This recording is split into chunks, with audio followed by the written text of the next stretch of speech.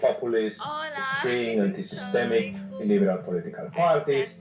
The level of support has never, as I was saying, been as high in the whole history of Europe since the beginning of the 20th century, to the point that around 1/5 of the electorate nowadays supports electorally this kind of anti-political establishment parties.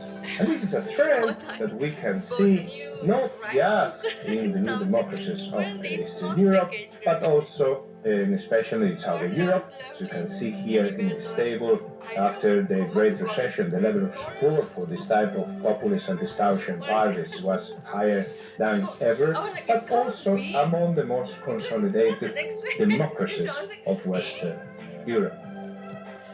The thing is this really a problem? Is this really a cancer of democracy? Is this really leading to the decline on the quality of democracy and the collapse of our democracies? It may well be that at least within the European Union, only Hungary has become non-democratic, but clearly there is a link between support and voting for populist parties and establishment parties and the quality of democracy.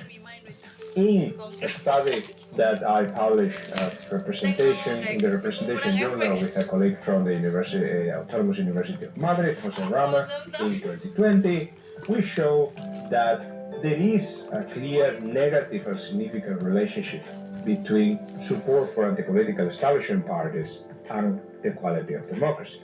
You can see here that it doesn't matter if we look at Western Europe or at Eastern Europe.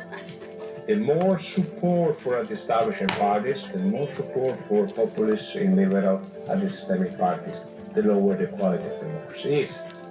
In fact, it does not even matter if we look at different dimensions on the quality of democracy. Here, using BDEM Institute data, we distinguish the effect of supporting for anti-establishment political parties and different dimensions of democracy: electoral democracy, liberal democracy, deliberative democracy, participatory and egalitarian democracy.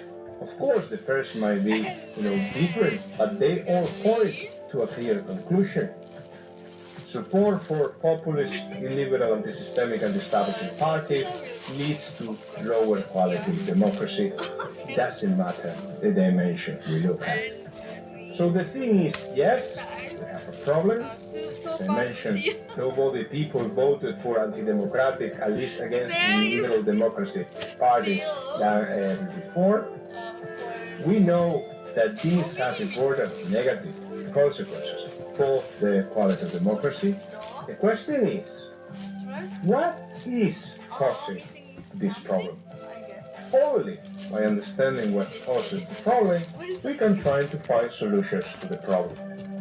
When we look at the literature, we see, of course, that economy has been considered to be one of the problems or one of the issues, that leads to the increase in the level of support for anti-political establishment parties.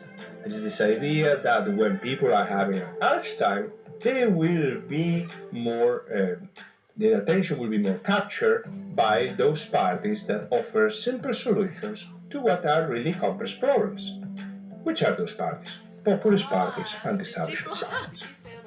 Others think that it is at the core of political parties themselves where the problem is, meaning that it is the crisis of mainstream traditional political parties that has led to the increase of support of populist anti-establishment parties.